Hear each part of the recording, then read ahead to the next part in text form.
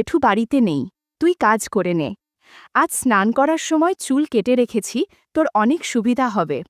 আমি বললাম, দাঁড়াও, আমি একটা প্যাকেট নিয়ে আসছি, ততক্ষণে তুমি ম্যাক্সি পরে নাও। প্যাকেট আনার পর জেঠিমা সেটা থেকে একটা জিনিস বের করে জিজ্ঞাসা করল, এটা কি এনেছিস রে?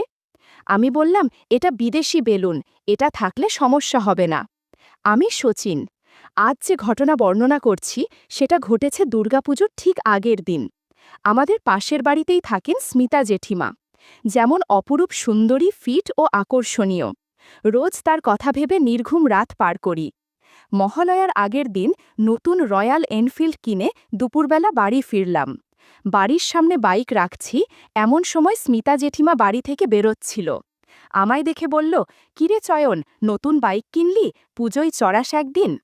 জেঠিমা একটা আকাশি রঙের কালো কাজ করা তাঁতের শাড়ি পরেছে আর নীল ব্লাউজ। যেহেতু স্মিতা জেঠিমার বর আমার বাবার চেয়ে বড়, তাই বাধ্য হয়েই জেঠিমা বলি। জেঠিমা এতই সুন্দরী যে বৌদি বললেও চলবে। তার বর্ণনাটা আগে দিয়ে রাখি। জেঠিমার বয়স 52, উচ্চতা 5 ফুট 8 ইঞ্চি, গায়ের রং একদম ফর্সা। শঙ্কর জেঠু স্মিতার চেয়ে 18 বছরের বড়। খুব অল্প বয়সেই জেঠিমার বিয়ে হয়েছিল, তারপর কিছু বছরের মধ্যেই তাদের প্রথম সন্তান রানাদা জন্ম নেয়। জেঠিমাকে বললাম, কি গো, এত সেজেগুজে কোথায় যাচ্ছ? জেঠিমা বলল, আরে পুজোর সময় তোর রানাদারা আসছে বলে ওদের ফ্ল্যাটটা একটু দেখতে যাচ্ছি, সব ঠিক আছে কিনা। আমি বললাম, ও, তুমি মহেশতলা যাচ্ছ, তাহলে আজই চল, লং ড্রাইভ হয়ে যাবে, দারুণ একটা ফ্লাইওভার হয়েছে। জেঠিমা বলল, আমি একটু ফ্রেশ হয়ে নি, 4:30টায় বেরোবো। জেঠিমা খুব খুশি হয়ে গেল, আমিও খুব খুশি হলাম, অনেকটা রাস্তা জেঠিমার সাথে ঘুরতে পারবো। আমি একটা জিন্স আর টি শার্ট পরে 4:30টায় বেরোলাম। ফ্লাইওভারে ওঠার পরেই বৃষ্টি শুরু হয়ে গেল। দুজনই কাক ভেজা ভিজলাম। সারা রাস্তা জেঠিমা আমাকে ধরে বসেছিল। ফ্ল্যাটে পৌঁছাতে 6টা বেজে গেল। বৃষ্টি থামলেও আমাদের খুব ঠান্ডা লাগছিল। জেঠিমা বলল, চয়ন, এই অবস্থায় বাড়ি ফিরব কি করে? আকাশ দেখে মনে হচ্ছে আরও বৃষ্টি হবে। আর দুজনেই ভিজে গেছি। এই অবস্থায় ফিরলে আরও ঠান্ডা লেগে যাবে। তার চেয়ে কাল যদি তোর ছুটি থাকে, তাহলে এখানে আজ রাত্রিটা থেকে যাই। আমি তো মনে মনে হেব্বি খুশি হলাম। যদি এই সুযোগে গল্প করা যায়, তাহলে তো ভাগ্য খুলে যাবে। আমি বললাম, কাল আমার ছুটি, কিন্তু খাবে কি আর পরবে কি? জেঠিমা বলল, একটা তোয়ালে আছে, ওটা আমি পরে নেব, আর তুই একটা গামছা পরে নিস। আর রাত্রিরে কিছু খাবার অর্ডার দিয়ে দিস। আমি স্নান করে আসি, আমার হয়ে গেলে তুই স্নান করে নিস। এই বলে জেঠিমা বাথরুমে ঢুকে গেল। আমি বারান্দায় দাঁড়িয়ে সিগারেট খাচ্ছিলাম। দারুণ লাগছিল 13 তলার বারান্দায় দাঁড়িয়ে গঙ্গা দেখতে। তখনও জানতাম না যে এর চেয়েও অনেক সুন্দর রাত আমার জন্য অপেক্ষা করছে। ছিটকিনি খোলার আওয়াজে সাবধান হলাম, আর যা দেখলাম তাতে আমি মুগ্ধ হয়ে গেলাম। জেঠিমা বাথরুম থেকে বেরিয়েছে একটা বাসন্তী রঙের শাড়ি পরে। আমি অবাক হয়ে জেঠিমাকে দেখছি। কিছুক্ষণ পরে জেঠিমা বলল, চয়ন, সারা রাত তুই আমায় দেখতে পাবি, এখন স্নানটা করে আয়। আমি গিজার চালিয়ে এসেছি, আর জামা কাপড় আমায় দিয়ে যা, আমি রান্নাঘরের দড়িতে মেলে দিয়ে আসি, তাহলে কাল সকালের মধ্যে শুকিয়ে যাবে। এরপর আমি বাথরুমে ঢুকে গেলাম। স্নান শেষে দেখলাম স্মিতা এসি চালিয়ে বেডরুমে বিছানায় বসে আছে। আমিও ঘরে গিয়ে জেঠিমার পাশে বসলাম। জেঠিমা বলল, চয়ন, কিছু খাবার অর্ডার করে দে, না হলে বেশি রাত হয়ে গেলে কিছু পাবো না, সারা রাত উপোস করে কাটাতে হবে। আমি জেঠিমার কথা মতো খাবার অর্ডার করে বললাম, এখন তো সবে 7:30টা বাজে, এখানে টিভিতে ডিশ লাইনের কানেকশনও নেই, এতক্ষণ সময় কি করে কাটাতে? জেঠিমা বলল, আয়, তোকে আমি আমার ছোটবেলার গল্প বলি। এই বলে জেঠিমা বলতে শুরু করল। আমাদের বাড়ি বর্ধমানের গুড়াব গ্রামে। আমরা 6 বোন ও 2 ভাই। আমি হচ্ছি মেজ। অভাবের সংসার, তাই যখন তোর জেঠুর সাথে বিয়ের সম্বন্ধ এলো, বাবা ছেলে কলকাতায় থাকে বলে আর কোনো কিছু না দেখেই বিয়ে দিয়ে দিল। আমার তখন বয়স খুব একটা বেশি না, স্কুলে পড়তাম। পরীক্ষা দেওয়ার আগেই বিয়ে দিয়ে এখানে পাঠিয়ে দিল। তোর জেঠু আমার চেয়ে 18 বছরের বড়। তখন আমাদের এত পয়সা ছিল না। সারা দিন বাড়িতে কাজের লোকের মতো কাজ করতাম। বিয়ের 2 বছর পর তোর রানাদা হলো। তাতে আমার শরীর আরও খারাপ হয়ে গেল। তারপর তোর রানাদা যখন স্কুলে ভর্তি হলো, তখন ওকে পড়াতে পড়াতে আমি আবার কিছুটা পড়াশোনা করি। তারপর তোর রানাদা যখন ভালো চাকরি পেল আর তোর জেঠুরও পে কমিশন গঠনের পরে অনেক মাইনে বাড়ল, তখন আমাদের একটু পয়সা হলো। জেঠিমা বলছিল আর আমি দু চোখ দিয়ে মুগ্ধ হয়ে জেঠিমাকে দেখছিলাম। এবার জেঠিমা আমায় জিজ্ঞাসা করল, চয়ন, তোর গার্লফ্রেন্ড নেই? আমি বললাম, না, এখনকার মেয়েদের অনেক ঝামেলা আর মনের মতো কাউকে পাইনি, তাই নেই। জেঠিমা বলল, তা তোর মনের মতো মেয়ে কেমন হবে শুনি? আমি কোনো কিছু না ভেবে বললাম, তোমার মতো হবে, স্মার্ট, সুন্দরী। কথা শেষ করতে না করতেই কলিং বেল বেজে উঠল। জেঠিমা বলল, মনে হয় খাবার এসেছে, আমি এই অবস্থায় বাইরে যাব না, তুই প্লিজ নিয়ে আয়, আর যাবার সময় আগে এই দরজাটা বন্ধ করে ওটা খুলবি। আমি কথা মতো কাজ করে জেঠিমাকে ডাইনিং টেবিলে খেতে ডাকলাম। খাওয়া শেষে জেঠিমা বলল, চল তাড়াতাড়ি শুয়ে পড়ি, কাল ভোরবেলা উঠে মহালয় শুনব। আমিও জেঠিমার কথা মতো পাশে শুলাম। বললাম, জেঠিমা, পাশ বালিশ নেই? পাশ বালিশ ছাড়া আমার ঘুম আসে না, আর তাছাড়া এই 9:45-র সময় কোনো দিনও ঘুমায়নি, এখন ঘুম আসবেই না। জেঠিমা বলল, তাহলে একটা মুভি চালা না। বললাম, আমার মোবাইলে তোমাকে দেখানোর মতো মুভি নেই, তবে অন্য রকমের মুভি আছে যেটা দেখলে আর সারা রাত ঘুমিয়ে আসবে না। তাছাড়া এত সুন্দর মহিলার সাথে সেই মুভি দেখলে একটু অস্বস্তি লাগতে পারে। জেঠিমা বলল, আমি বুঝতে পেরেছি কি মুভি আছে, কিন্তু আমি কোনো দিন এইসব মুভি দেখিনি, প্লিজ দেখা আমায়, প্লিজ। জেঠিমা বলাতে আমি একটা মুভি চালালাম। জেঠিমা পাশ ফিরে শুয়ে মোবাইল দেখতে লাগলো। মুভি দেখতে বললাম, জেঠিমা, আমি তোমায় খুব ভালোবাসি, আজ তোমার কাছে একটা জিনিস চাইব, তুমি দেবে? জেঠিমা বলল, আজ আমি তোকে সব দেব, কিন্তু আমায় কথা দে, কোনো দিন কাউকে বলবি না। আজ প্রায় 30 বছর পর এরকম মুভি দেখে আমার মধ্যে অদ্ভুত অনুভূতি হচ্ছে। শেষবার তোর জেঠুর সাথে এরকম মুভি দেখেছিলাম, আজ তুই আমাকে আবারও সেরকম মুভি দেখালি। তুই যেমনভাবে বলবি আমি সেরমভাবেই করব। আমি বললাম, কথা দিলাম, আজকের ঘটনার কথা কাউকে বলবো না। তোমার নিয়ে আমি যে স্বপ্নগুলো দেখতাম আজ সেগুলো সত্যি করো। বন্ধুরা, ইউটিউবের কড়া নিয়মের কারণে এসব ঘটনা সরাসরি বলা যাচ্ছে না। তোমরা কমেন্টে দেয়া লিঙ্ক থেকে আমার ওয়েবসাইট ভিজিট করো, সেখানে একদম খোলামেলা গল্প দেয়া আছে। রাত 2টো অবধি মুভি দেখে দুজনে অনেক অ্যাক্টিং করেছি। এত অ্যাক্টিং হয়েছে যে দুজনেই ক্লান্ত হয়ে গিয়েছিলাম, আর কখন ঘুমিয়ে পড়লাম বুঝতে পারলাম না। সকালে ঘুম ভাঙতে দেখি জেঠিমা আমার পাশে নেই। মোবাইলে দেখলাম 11:30 বেজে গেছে। আমি উঠে টাওয়েলটা পরে বের হলাম। দেখলাম জেঠিমা রান্নাঘরে কিছু করছে। সারা রাত অ্যাক্টিং করে জেঠিমাকে আরও সুন্দরী, আরও আকর্ষণীয় লাগছে। জেঠিমা লুডুস তৈরি করছিল, আমি পেছন থেকে সারপ্রাইজ দেওয়ার চেষ্টা করলাম। জেঠিমা আমায় বাধা দিয়ে বলল, এই দুষ্টু, এটা কি হচ্ছে? টেবিলে ব্রাশ আর পেস্ট আছে, আগে ফ্রেশ হয়ে আয়, চা আর লুডুস খাই, তারপর স্নান সেরে আজ আমরা বাইরে কোথাও লাঞ্চ করব, বুঝলি?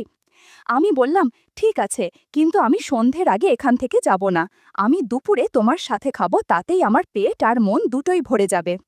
জেঠিমা শুনে হেসে বলল, জো হুকুম মহারাজ, আমি তো আজ থেকে আপনার দাসী, আপনি যা বলবেন সেটাই আমার শিরোধার্য।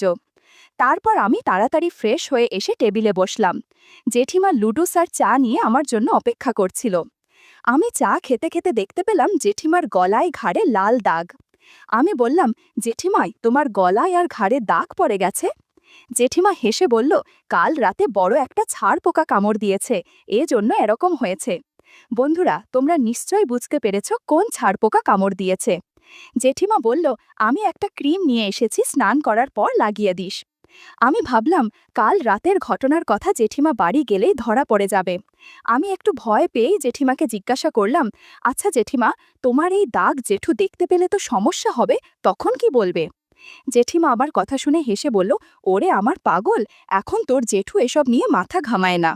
আর আমি বাড়ি ফিরে একটা কাপ্তান পরে নেব, ফলে কেউ কিছুই বুঝবে না। আর ক্রিম লাগালে কমে যাবে, অত চিন্তা করিস না।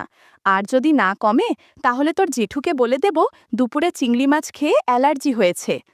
আচ্ছা, যে জন্য আমরা এখানে থাকলাম সেটা কখন হবে? আমি জেঠিমাকে নিয়ে সোফায় বসালাম, আবার মুভি দেখব আর অ্যাক্টিং করব বলে। তখন জেঠিমা বলল, চয়ন, একটা সত্যি কথা বলবি, আমার আগে তুই আর কতজনের সাথে মুভি দেখেছিস আর অ্যাক্টিং করেছিস? আমি বুঝতেই পারছি তুই অ্যাক্টিংয়ের ব্যাপারে খুব পটু, আর রেগুলার অভ্যেস না থাকলে এরকমভাবে কেউ অ্যাক্টিং করতে পারে না। কি করে হলো এমন, বলো না আমায়, আমি কাউকে বলবো না। আমি বললাম, বলতে পারি, আমি তোমায় মিথ্যে কথা কিন্তু বলবো না। তবে তোমায় কথা দিতে হবে যে আমার অতীতের কথা শোনার পরও তুমি আবারও আমার সাথে অ্যাক্টিং করবে আর মুভি দেখবে। জেঠিমা বলল, আমি পাগল নাকি যে আনন্দ আমি পাচ্ছি তা থেকে আমি তোকে আর নিজেকে বঞ্চিত করব না। তুই আগে কোন কারো সাথে অ্যাক্টিং করলেও আমার কোনো আপত্তি নেই। শুধু একটাই রিকোয়েস্ট করব, এখন থেকে যে কদিন আমার সাথে অ্যাক্টিং করবি সেদিন আর অন্য কারোর কাছে যাবি না। আমি তোকে খুব ভালোবাসি, অন্য কারোর সাথে দেখলে খারাপ লাগবে। আমি ঠিক করলাম শুধু অঞ্জলি মাসি আর ইতিকার সাথে করা অ্যাক্টিংয়ের কথাই জেঠিমাকে বলবো। তাই বললাম, এখন আমি তোমাকে ছাড়া আর কারো সাথে অ্যাক্টিং করব না, কিন্তু প্লিজ প্রত্যেক সপ্তাহে একবার করে তোমার বাড়িতে বা এখানে না হলেও সল্টলেকের একটা হোটেলে নিয়ে গিয়ে তোমার সাথে মুভি দেখব আর অ্যাক্টিং করব। এখন বলি, তোমার আগে আমি দুজনের সাথে অ্যাক্টিং করেছি। আমাদের বাড়িতে যে অঞ্জলি মাসি কাজ করেন না, তাকে আমি ক্লাস 11 থেকে গ্র্যাজুয়েশন অবধি অ্যাক্টিং করেছি। তবে এখন মাঝে মাঝে বাড়ি ফাঁকা থাকলে অ্যাক্টিং করি। অঞ্জলি মাসির কারণেই আমি অনেক দক্ষ। তখন তো আর কেউ ছিল না, তাই আমি রোজ রাতে সবাই ঘুমিয়ে পড়লে অঞ্জলি মাসির সাথে অ্যাক্টিং করে ঘুমিয়ে পড়তাম। মাঝে মাঝে দুপুরে বাড়িতে কেউ না থাকলেও করতাম। আমি যখন অঞ্জলি মাসির সাথে অ্যাক্টিং করতাম তখন মনে মনে তোমার কথাই ভাবতাম, কিন্তু আরও ভালো করে অ্যাক্টিং শিখি ইতিকা কাকিমার কাছে। আমি যখন আগে মুর্শিদাবাদে ছিলাম তখন তার বাড়িতেই পেইং গেস্ট থাকতাম। একটা ঘটনার পর আমরা পরস্পরের খুব কাছে এসে যাই, আর তারপর থেকে আমি রোজ 4-5 বার করে তার সাথে অ্যাক্টিং করতাম। জেঠিমা শুনে একটু হিংসে হলো আর বলল, তোর ইতিকা আমার চেয়ে অনেক সুন্দরী আর ইয়াং, এজন্যই তো রোজ অভিনয় করেছিস, তাই না? আমি বললাম, আরে না না, ইতিকা তোমারই বয়সী হবে আর আর একটু স্বাস্থ্যবান। আমি ইতিকা কাকির সাথে রোজ অ্যাক্টিং করতাম, কারণ ইতিকা কাকির কেউ ছিল না, সে বিধবা। সারা বাড়িতে আমরা দুজনেই থাকতাম, ফলে অনেক সুবিধা হতো। রোজ আমরা নতুন নতুন মুভি দেখতাম আর অ্যাক্টিং করতাম। আমার অ্যাক্টিংয়ে ইতিকা কাকিমা অনেক খুশি ছিল। আমাকে ছাড়া সে কাউকে কল্পনা করতে পারত না। রাতে ইতিকা কাকিমা নাইটি করে অ্যাক্টিং করত, সাথে আমিও অ্যাক্টিং করতাম। আমি যে 4 বছর ওখানে ছিলাম তার প্রত্যেক দিনই ইতিকা কাকিমার সাথে অ্যাক্টিং করেছি। আর এখন আমি যে 5 দিনের জন্য মুর্শিদাবাদ যাই তখন ইতিকা কাকিমার সাথেই থাকি। তুমি প্লিজ এখানে আমার সাথে অ্যাক্টিং চালিয়ে যাও, তাহলে রোজ 5 বার করে তোমার সাথে চর্চা করতে পারবো। জেঠুমা বলল, এত ভাগ্য করে আমি আসিনি রে, আমি যেটুকু সময় তোর সাথে থাকবো তাতেই আমার জন্য ভালো। নে, এখন আর প্লিজ সময় নষ্ট করিস না, তাড়াতাড়ি অ্যাক্টিং শুরু কর। জেঠিমার কথার সম্মতি পেয়ে আমরা আবারও অ্যাক্টিং চর্চা শুরু করলাম। 3 ঘন্টা সারা বাড়ির বিভিন্ন জায়গায় আমরা অ্যাক্টিং করেছি। সব রুম এলোমেলো হয়েছিল। সব গুছিয়ে আমরা লাঞ্চের জন্য বেরিয়ে গেলাম। আমাদের খাওয়া শেষ হলে ও জেঠুকে ফোন করে জিজ্ঞাসা করল, জেঠু কি বিরিয়ানি খাবে নাকি। জেঠু জানালো, জেঠুর এক বন্ধু বিদেশ থেকে এসেছে, ওরা একসাথে ড্রিঙ্ক করবে, তাই বাড়িতে এসে আর কিছু খাবে না, আর আসতেও 11টা বেজে যাবে। জেঠিমা খুব খুশি হলো, আমিও হলাম। জেঠিমা বলল, চল একটু শপিং করি, তারপর বাড়ি যাব। আমরা শপিং করলাম। জেঠিমা আমাকে একটা নীল রঙের খুব ভালো জামা কিনে দিল। আমিও ওকে একটা সিল্কের শাড়ি আর একটা নাইটি কিনে দিলাম। বাড়ি ফেরার পথে ওষুধের দোকান পড়ল। আমি বললাম, তুমি একটু দাঁড়াও, আমি একটা জিনিস কিনে আনছি। কিছুক্ষণের মধ্যে আমি একটা প্যাকেট নিয়ে ফিরে এলাম। জেঠিমা বলল, কি এনেছিস দেখি। আমি বললাম, বাড়ি গিয়ে দেখো, এখন চলো তাড়াতাড়ি। আমি জেঠিমার হাতেই প্যাকেটটা দিলাম বাইক চালাবো বলে। জেঠিমার সঙ্গে সঙ্গে প্যাকেটটা খুলে ফেলল আর ভেতর থেকে একটা জিনিস বার করে জিজ্ঞাসা করল, এটা কি এনেছিস রে? আমি বললাম, এটা অনেক কাজের জিনিস, আজ আমাদের এটা লাগবে। জেঠিমা খুশি হয়ে তাড়াতাড়ি করে বাড়ি নিয়ে যেতে বলল। আমরা জেঠিমার বাড়ি পৌঁছালাম 7:30টার একটু আগে। বাড়িতে এসেই আমরা অ্যাক্টিং চর্চা শুরু করলাম। জেঠু আসার আগে যতটুকু চর্চা করা যায় করে নেওয়া ভালো। বাড়ি পুরো ফাঁকা, তাই জেঠিমা প্রাণ খুলে অ্যাক্টিং করতে লাগলো। জেঠিমার অ্যাক্টিং আমাকে মোটিভেট করে তুলছিল। 2 ঘন্টা অ্যাক্টিং করার পর জেঠিমা বলল, আমাদের অ্যাক্টিংয়ে নতুনত্ব আনা দরকার, তাই ফ্রিজ থেকে একটা চকলেট সস নিয়ে আসলো আর বলল এটা দিয়ে অ্যাক্টিং করতে তাহলে আরও ভালো হবে। বন্ধুরা, ইউটিউবের কড়া নিয়মের কারণে চকলেট সস দিয়ে করা ঘটনা সরাসরি বলা যাচ্ছে না।